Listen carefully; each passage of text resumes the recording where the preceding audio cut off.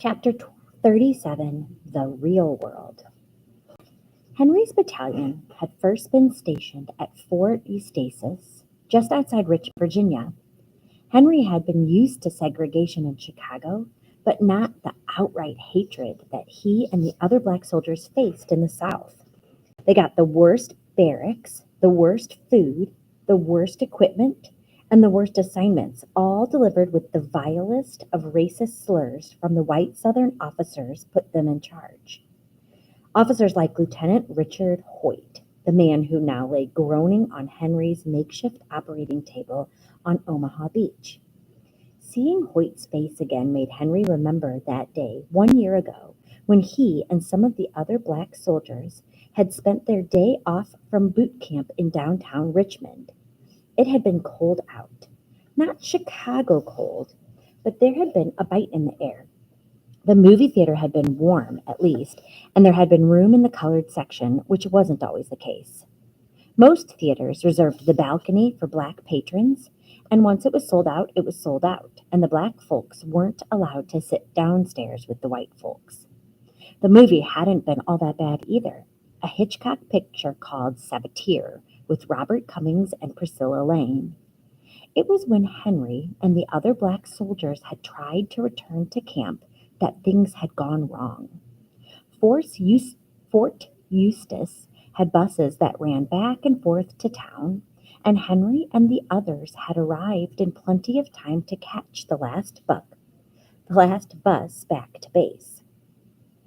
The bus was full, and they were sitting in the back waiting for it to leave when Lieutenant Hoyt led a team of military police on board and told Henry and his friends that they had to get off. Why? Henry wanted to know. Because I said so, boy, Hoyt spat. Henry and the others hadn't thought that was a good enough reason, and they had stayed put. This was the last bus back to camp that night, and if they missed it, they'd technically be AWOL, absent without leave. Even if they caught the first bus back to camp the next morning, they would be in line for punishment for not returning to base on time.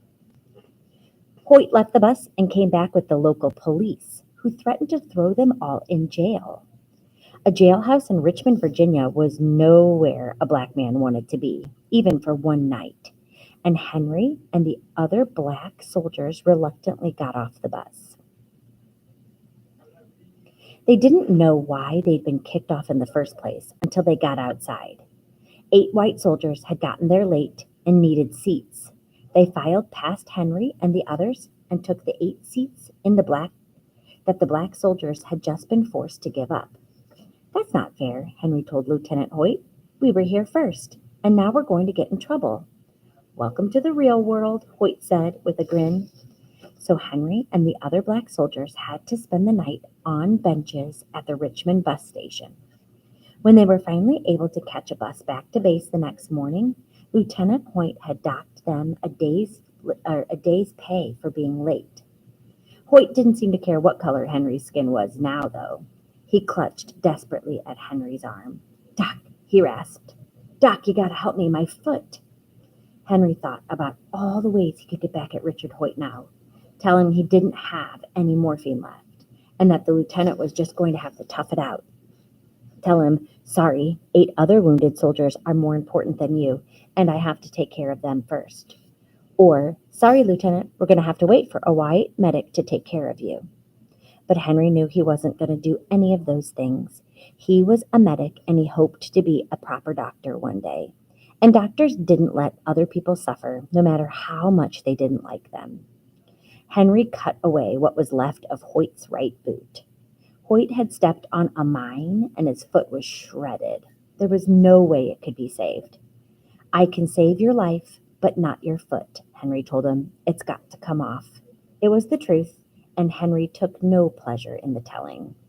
Hoyt sobbed, but nodded his understanding. I can't do it here, Henry explained. I don't have a saw, but I'll give you something for the pain and a tourniquet so that you won't bleed to death first. Henry dug out a morphine syringe, and Hoyt grabbed his arm again. Thank you, Corporal, Hoyt said, tears streaming down his face.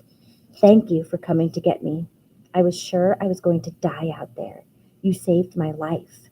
Corporal, Hoyt had called him, not boy, not spade, not coon, nor any of the other horrible racist slurs Henry had heard from Hoyt and dozens of other white soldiers since he'd joined the army. When he needed to, Hoyt had seen Henry as a soldier, as a medic, as a human being. Maybe, just maybe, Henry thought this was a beginning. Maybe serving together, fighting together, living and suffering together would make white people see black people as equals. Maybe one day white Americans and black Americans would eat together in the same restaurants.